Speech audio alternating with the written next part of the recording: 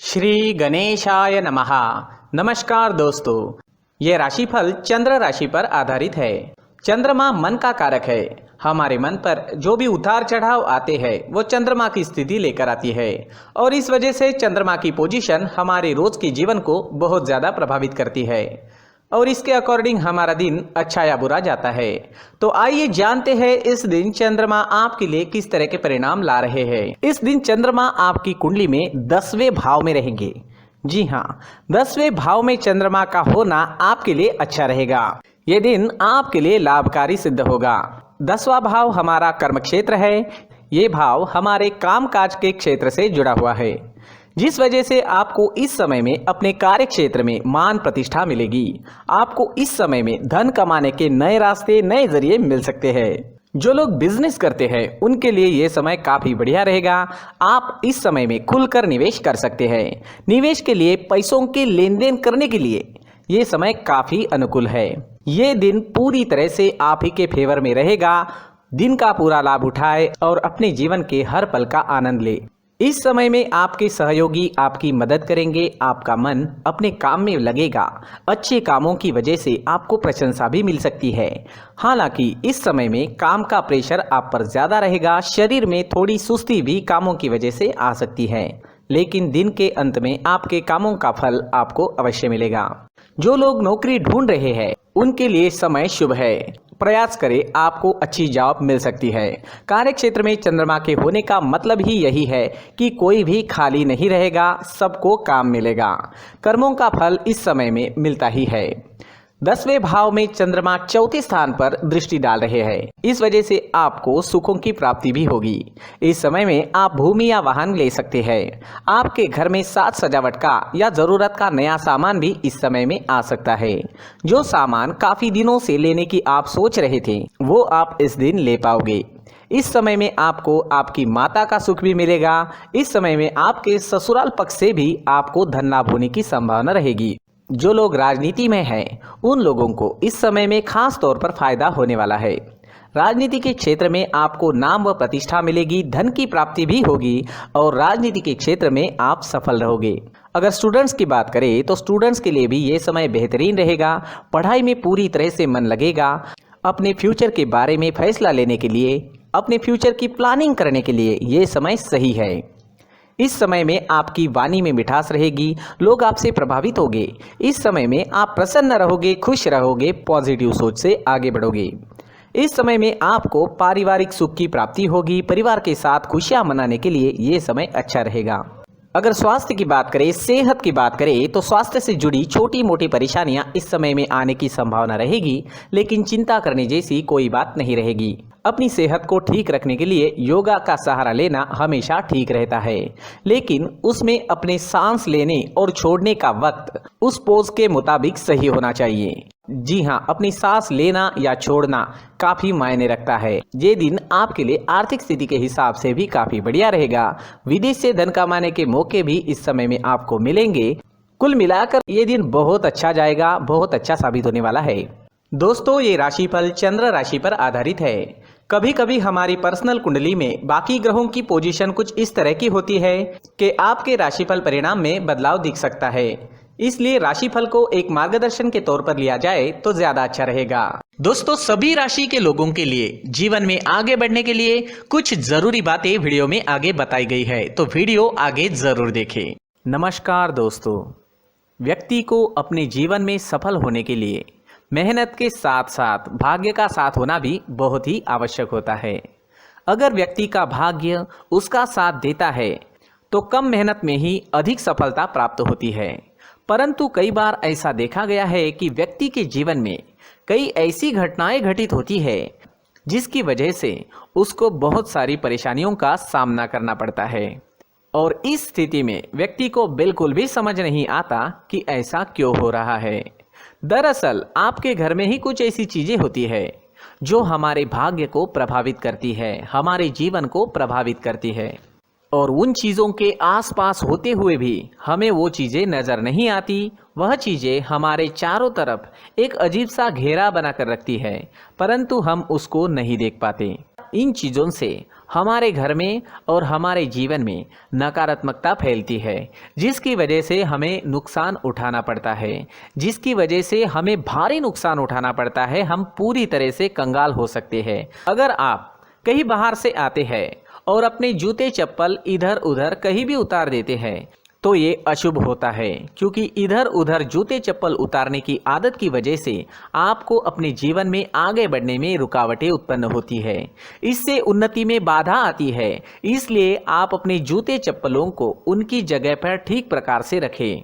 दोस्तों, काफ़ी लोगों को इस तरह की आदत होती है, कहीं से भी बाहर से आते हैं, कहीं भी जूते चप्पल फेंक देते हैं, कहीं पर भी उतार देते हैं। कुछ लोग तो घर के एंट्री के मेन डोर के सामने ही जूते या चप्पल डायरेक्टली उतार देते हैं। ये तो बहुत ही गलत है। साथ ही कुछ लोग जूते चप्पल उल्टे रख देते हैं, उस पर ध्यान नहीं देते। लेकिन इन चीज़ों पर ध्यान देना बहुत ज़रूरी होता है और जूते चप्पल हमारे जीवन को बहुत ज़्यादा प्रभावित करते हैं। दोस्तों, ध्यान रखें, जूते चप्पल हमेशा साफ सुथरे रखें और उनको उनकी जगह पर रखें। उनके लिए एक स्थान बनाएं, उस स्थान पर रखें। अगर कोई व्यवस्था उनके लिए की है तो बहुत ही अच्छी बात है, वहां पर उन्हें रखें, साफ सुथरा रखें। जूते चप्पलों को उनकी जगह पर कुछ इस तरह से रखें कि वो देखने में भी अच्छी लगे। अगर वो चीजें देखने में अच्छी लग रही है तो फिर उनसे नेगेटिव एनर्जी उत्पन्न होने की संभावना बिल्कुल भी नहीं रहेगी। तो दोस्तों, इस बात का ध्यान जरूर रखें। साथ ही दोस्तों, एक और बात है जिस पर आपको ध्यान देना बहुत जरूरी होता है। हमारे घर के छत के ऊपर जिन चीज़ों का हमें काम नहीं होता है उन्हें हम घर के छत के ऊपर रख देते हैं। ऐसा करते करते देखेंगे तो घर के छत के ऊपर कबाड़ जमा दिखता है। जी हाँ, जो चीज़ें हमें लगता है आगे जाके हमारे काम में आ सकती है वो हम घर के ऊपर रख देते हैं, लेकिन वो चीज़ें तो काम में नहीं आती। हमारे जीवन पर वो चीज़ें बहुत ही गहरा निगेटिव इफेक्ट डालती है। इसलिए हमारे घर के ऊपर का जो भी एरिया है वो पूरी तरह से साफ सुथरा रखें। जी हाँ, साफ सुथरा रखना है और एक भी बिना काम की चीज हमारे घर के ऊपर नहीं रखनी है।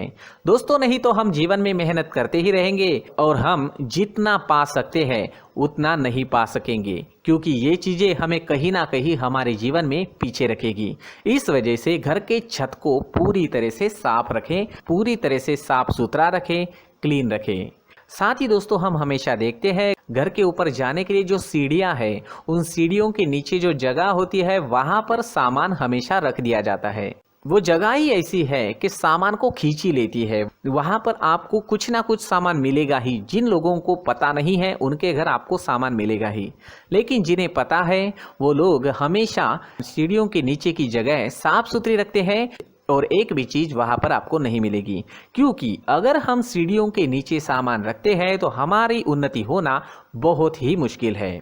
जी हाँ, सीढ़ियों के नीचे कूड़ा कचरा कबाड़ अगर हम जमा करके रखते हैं, कोई भी सामान रख देते हैं, तो उस वजह से माँ लक्ष्मी हम पर प्रसन्न नहीं होती। माँ लक्ष्मी हमारे घर में आने की संभावना बहुत ज़्यादा कम हो जाती है। तो दोस्तों, इन चीज़ों पर ध्यान रखें। हमारे घर की जो सीढ़ियाँ होती है उनके नीचे की जगह हमेशा साफ सुथरी रखें, क्लीन रखें।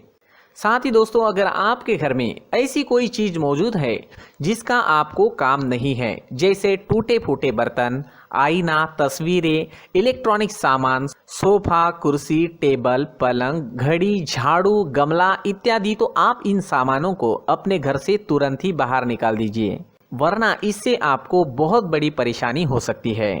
आपको ये चीजें कंगाल बना सकती है। तो घर में ऐसी चीजों का मौजूद होना शुभ नहीं माना गया है। इससे धन की देवी माता लक्ष्मी जी का प्रवेश घर में नहीं होता है। इन चीजों से आपके घर में नकारात्मक ऊर्जा का संचार होता है और जिस वजह से व्यक्ति को मानसिक समस्याओं का सामना भी करना पड़ता है। व्यक्ति के मन में चिड़चिड़ाहट होती है और छोटी छोटी बातों पर गुस्सा आने लगता है।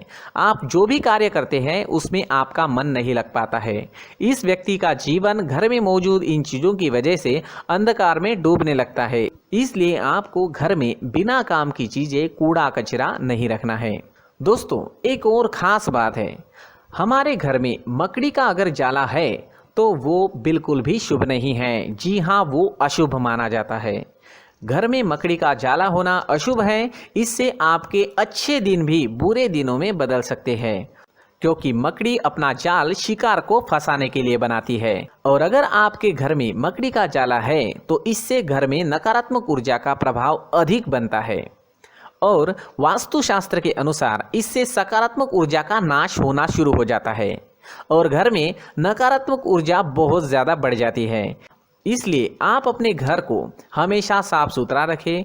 कम से कम 1 महीने में अपने घर के हर कोने की साफ सफाई जरूर करें। दोस्तों, मुख्य द्वार भी हमेशा साफ सुथरा रखें। मुख्य द्वार को हमेशा सजाया जाता है क्योंकि मुख्य द्वार से ही हमारे घर में लक्ष्मी का प्रवेश होता है।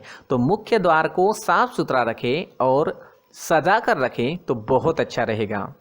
इससे मानसिक रोग और घर की परेशानियां दूर हो जाएगी, धन की कोई कमी नहीं रहेगी और इसके साथ साथ आय के नए स्रोत भी खुलने लगेंगे। इसी के साथ और कुछ चीज़ें हैं, जैसे टूटी फूटी जो भगवान की मूर्तियां होती है वो हमारे घर में नहीं रखनी चाहिए। साथ ही जो भगवान के पुराने फोटो है जो जमा करके रखे हुए होते हैं, तो दोस्तों वो चीज़ें नहीं रखनी चाहिए। जो भगवान के फोटो या भगवान की मूर्तियाँ जो घर के मंदिर में हैं बस वहाँ तक सीमित है। अगर आपके घर के शोकेस में भी वो मूर्तियाँ रखी है, कुछ फोटो रखे थे, उन्हें भी साफ करते रहना चाहिए। जिन चीज़ों को हम मेंटेन नहीं कर पाते, साफ नहीं रख पाते, उन चीज़ों को घर से हटा देना ही आपके लिए अच्छा रहेगा।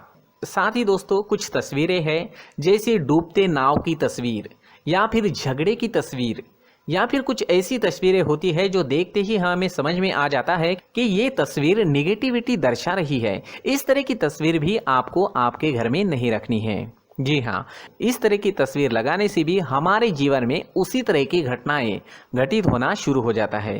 हर एक चीज़ हमारे घर की हम पर प्रभाव डाल रही है। इस तरह के बदलाव आप आपके घर में ज़रूर करें। धन्यवाद।